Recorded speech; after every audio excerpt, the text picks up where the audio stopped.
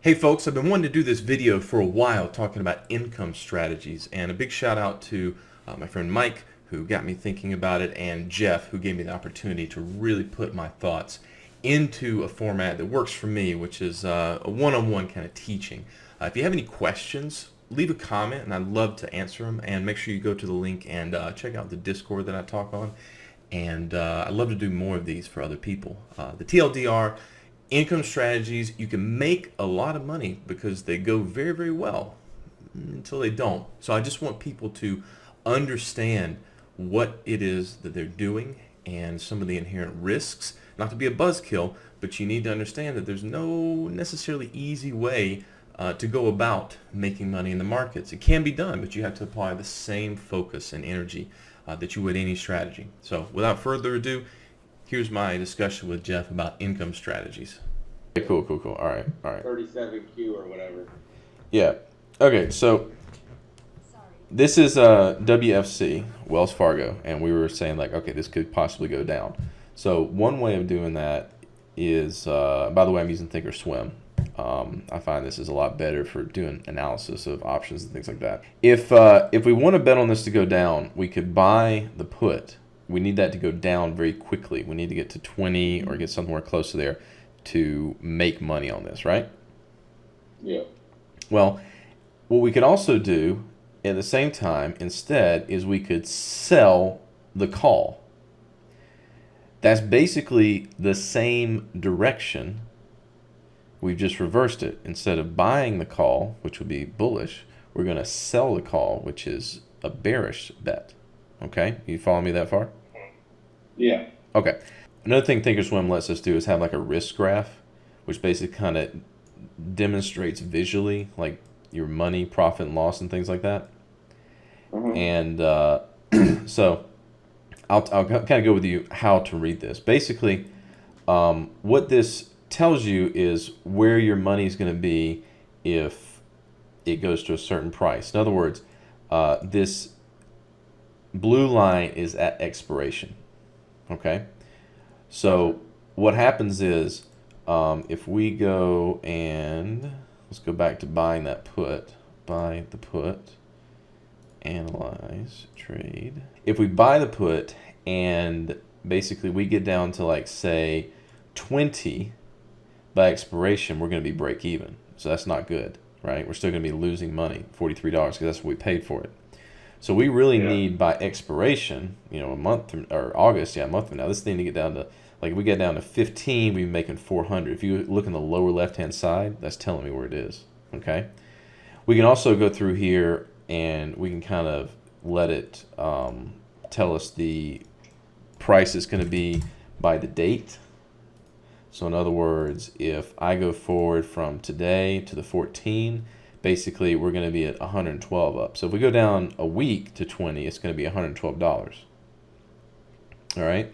So what this program lets us do is kind of like play out like, okay, theoretically, where does this need to get to in X amount of time for it to be a certain price, right? And that can change based on volatility, but it's going to be a pretty good estimate of what you're looking at, right? The basic takeaway is, if this thing goes down, we make money, right?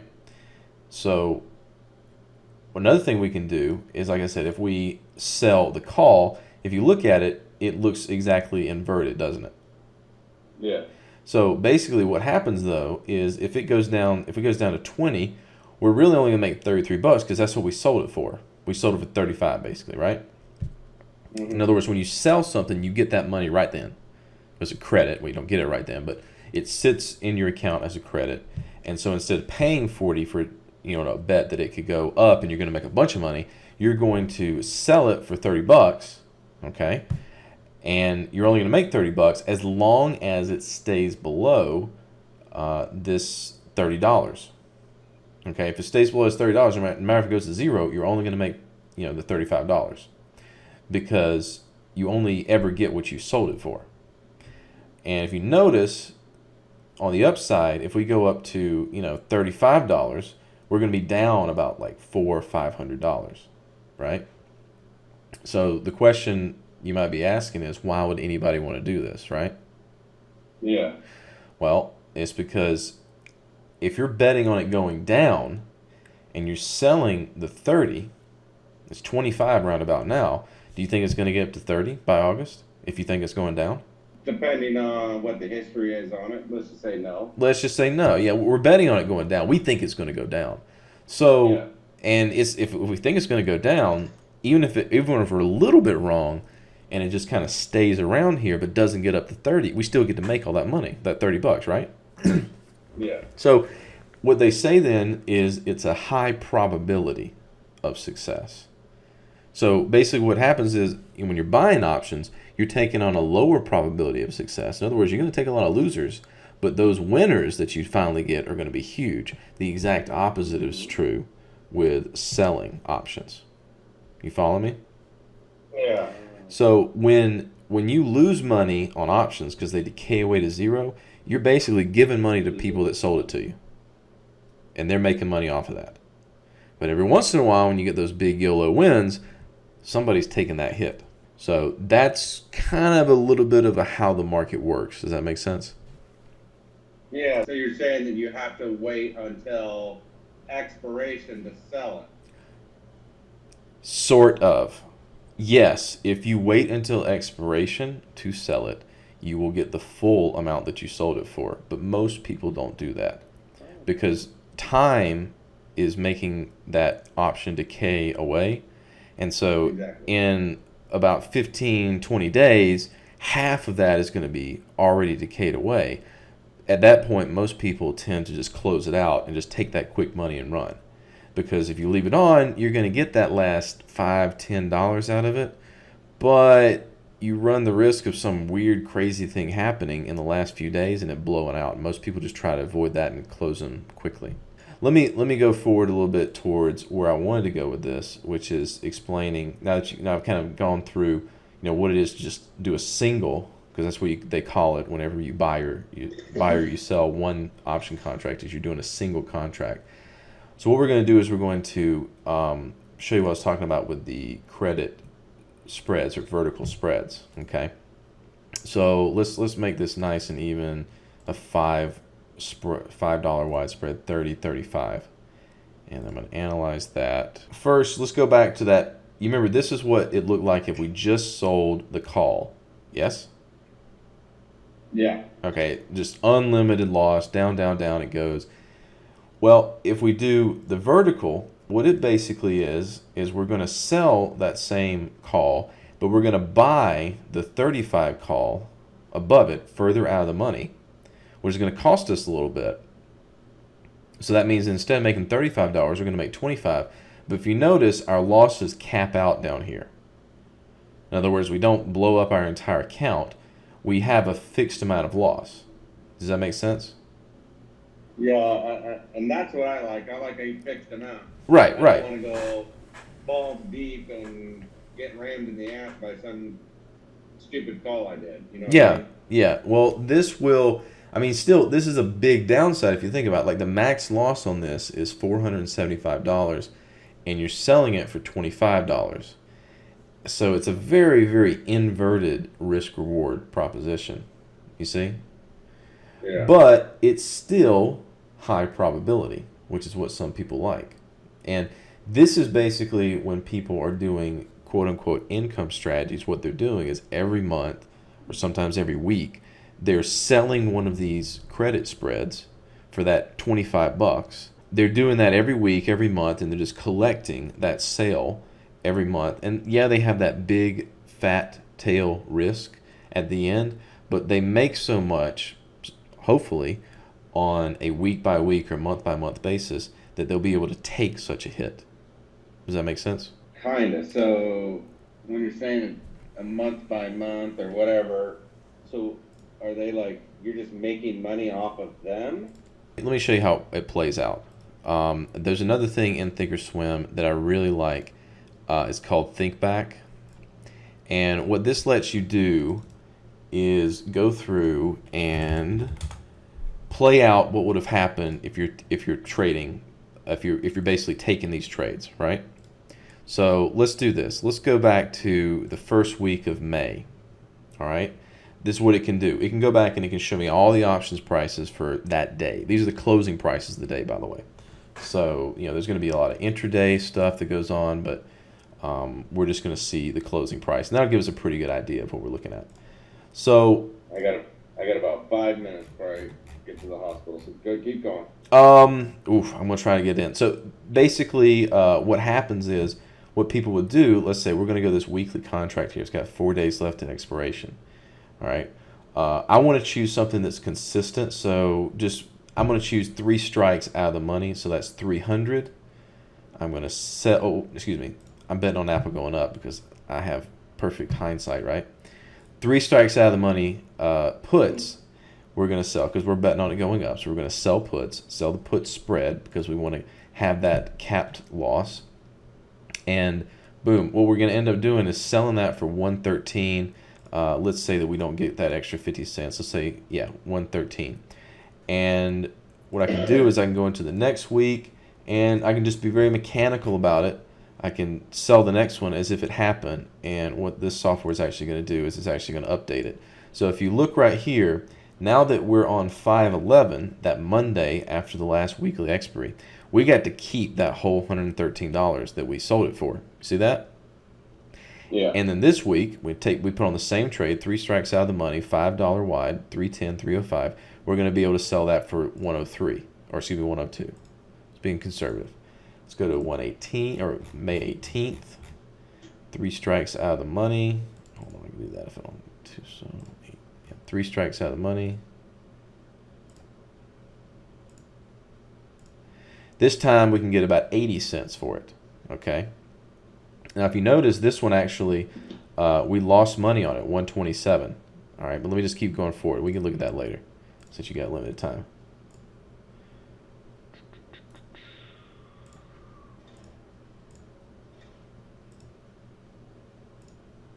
Up to June 1st. Basically, what I'm doing is I'm just going out and hypothetically showing what a trader would do like every Monday if they were trying to do one of these income-based strategies, okay? Yep. And so if you can see what I'm doing here, if you can see as it's tallying up and I'm putting these in here, we had that one where we lost $127, but every single week, naturally because Apple's been going up, of course, we've been making money. So this is like basically a best case scenario for playing a strategy like this out. And I'm adding that caveat on there. It's not. It's not safe at all. And I have evidence to prove that. Oh no, I'm not being facetious at all. This is dangerous as hell, man. Yeah. Normal options trading is. I thought you were talking about mitigating the loss by creating. Well, losses, it definitely looks nice because you only take that one small loss right there, and every week you're making 113, losing 127, making 80, making 76, making 72. So in about a month and a half time, you made what, $500-600 maybe. And so this is the cheery, rosy view if something keeps on going up and you keep getting it right every week. But let me show you something that I did. I went through. Can you see this spreadsheet right here? Yeah. Okay. I went through and I did each of these for the 2018 because Netflix, and I did it on Netflix because it's a tech stock. Everybody loves the tech stock. Netflix in 2018 was going just as nuts. Let me give you a little view of it. This is Netflix from about, on the left-hand side is 2016. This is 2017. And so this is all the way up into 2018, right? Looks kind of similar to a lot of stuff going on right now, doesn't it? Basically doubled in the course of 6 months.